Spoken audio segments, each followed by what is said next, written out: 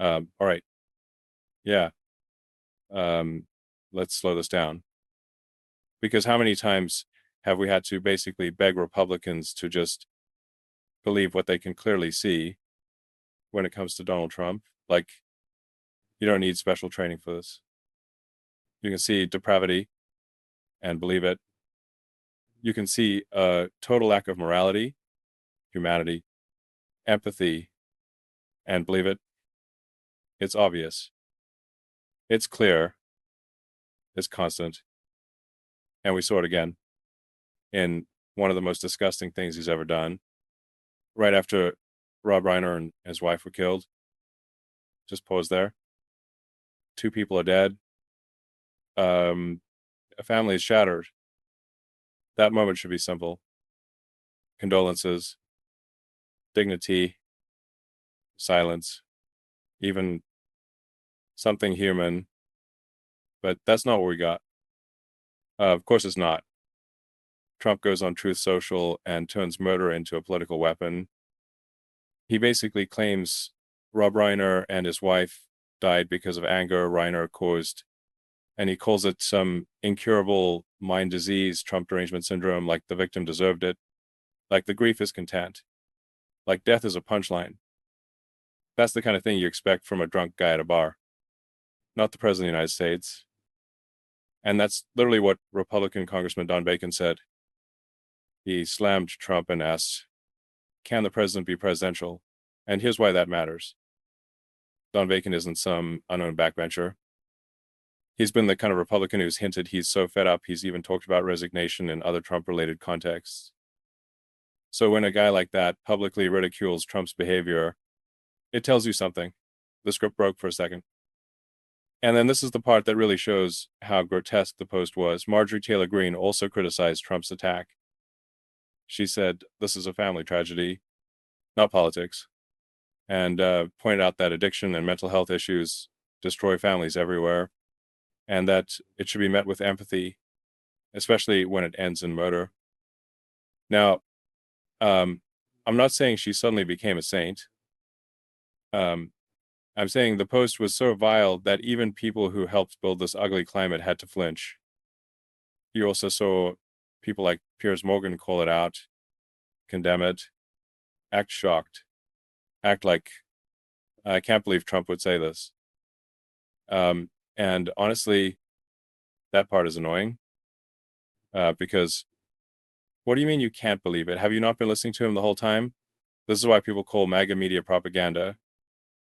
Not because they invent everything, but because they cushion reality. Fox coddles. Newsmax coddles. Influencers coddle. They sand down the edges of who Trump is, day after day, so that a chunk of the country is genuinely surprised when he does something monstrous in plain sight.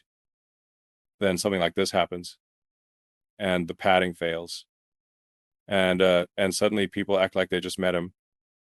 Oh my God, Mr. Trump, how could you say that? Maybe because this is who he is. And that's the point of the story.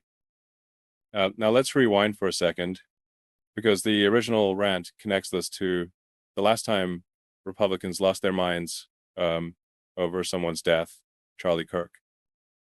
After Charlie Kirk was killed, there was this massive push to claim liberals were responsible for political violence. And anyone who even criticized Kirk's record or called out his rhetoric was told they should lose their job, lose their standing, be punished. And the irony is, Rob Reiner, the guy Trump attacked, had talked about Kirk's killing, and his reaction was the opposite of what they pretended liberals were doing. When you first heard about the murder of Charlie Kirk, what was your immediate gut reaction to it? Well, horror, absolute horror. And I unfortunately saw the video of it, and it's beyond belief what happened to him, and that should never happen to anybody. I don't care what your political beliefs are. That's not acceptable. That's not a solution to solving problems. And I felt like what his wife said at the service, that the memorial they had, was exactly right. And totally, I believe, I'm Jewish, but I believe in the teachings of Jesus, and I believe in doing to others, and I believe in forgiveness. And what she said to me was beautiful and absolutely, when she forgave his assassin, and I think that is admirable. So Rob Reiner did not dance on anyone's grave. He did not celebrate violence. He gave the most human response possible. And yet the MAGA ecosystem still treated him like an enemy because he was an activist, because he spoke out for democracy, because he warned that the country is sliding toward autocracy if people normalize the degradation of institutions.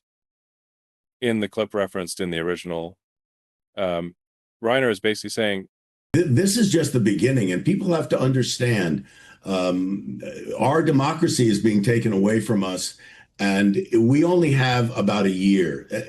Just to be clear about this, and people, you're doing a great job, and a lot of other people are doing a good job to tell people what is actually happening in this country. But make no mistake, we have a year before this country becomes a full-on autocracy and democracy completely leaves us. And we're looking at the election in 2026, and Donald Trump knows. He knows that in a free and fair election, he will lose.